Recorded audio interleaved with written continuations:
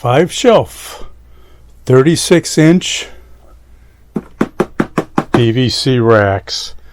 I use them all over my storeroom. They're really great. I'm going to open the box and show you how I assemble them. So once you've opened the box, you can see all the pieces. These are the various legs here. The nice set of instructions. Makes it really easy. You basically just lay a base on the floor. These are your standoffs. And then you start inserting these. This is where your standoffs go. Like that.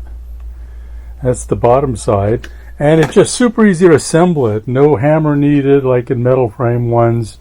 No clamps to adjust the stainless steel vertical pieces. This all fits together super easy, super fast. So as you can see, I put the standoffs in on all four corners here.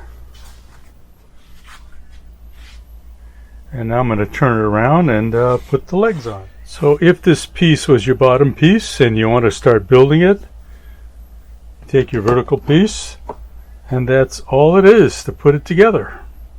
And you start building all four corners, put the next piece on top until it's built. Takes about 5 minutes. And as you can see, the next piece went up, and you just keep building it that way. Very, very, very easy. It's a great shelf system.